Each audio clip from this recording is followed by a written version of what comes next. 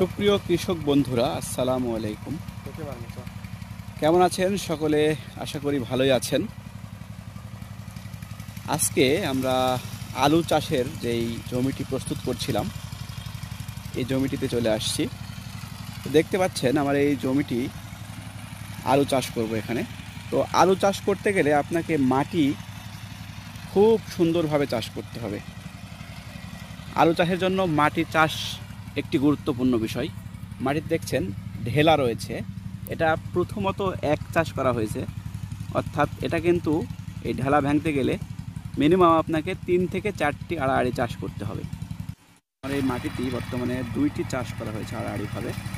তো একটা আলু চাষের মাটিকে 3 থেকে 4টি চাষ করার প্রয়োজন পড়ে, কিন্তু এই মাটিতে অনেক ভিজা রয়েছে দেখতে পাচ্ছেন। এজন্য এই যে 2টি চাষ করে রাখলাম, এটা মোটামুটি আপনার 3 থেকে 4 দিন এভাবে রাখতে হবে। তারপর মাটিটা যখন শুকাবে তখন এরই উপরে আরও 2টি চাষ করে মাটি কিন্তু প্রস্তুতি শেষ করতে হবে।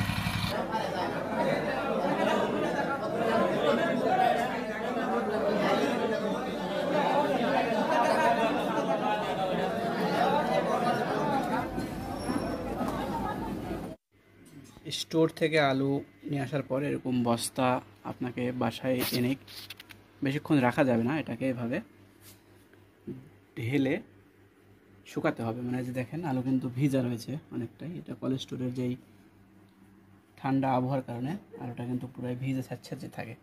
এই স্যাঁতস্যাঁতে আলুটাকে এভাবে আপনাকে পুরোটাই পাতলা করে মেলে দিতে হবে, এতে করে এই আলুটা শুকাবে।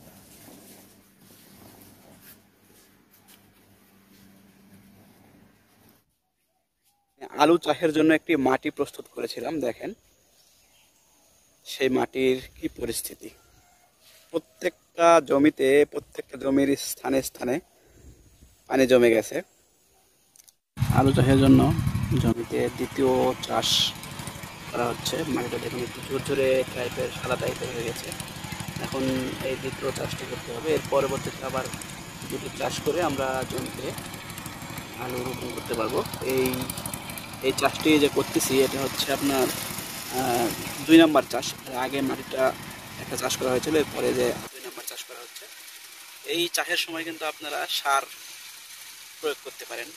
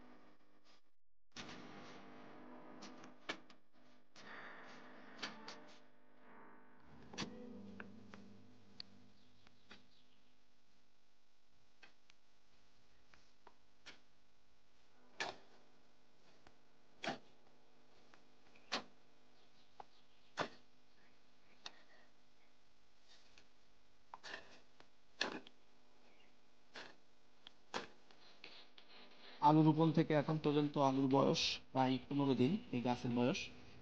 তো গাছ দেখতে পাচ্ছেন, মাশাআল্লাহ খুব সুন্দর গাছ হয়েছে, অসংখ্য গাছ বের হয়েছে। এখন আলুগুলোকে আরেকবার ঢেলামুক্ত করে বেঁধে দিতে হবে। আলু গাছের যে আগাছাগুলো রয়েছে এগুলোকে তুলে ফেলে আলু গাছগুলোকে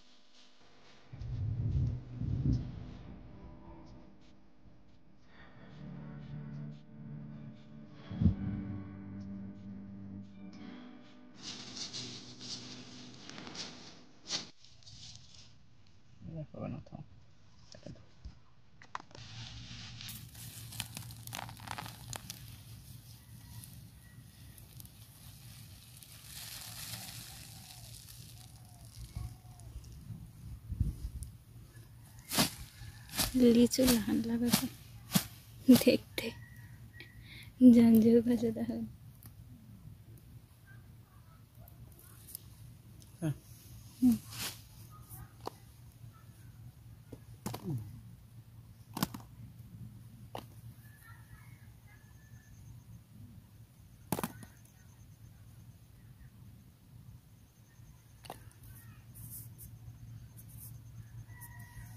Allah.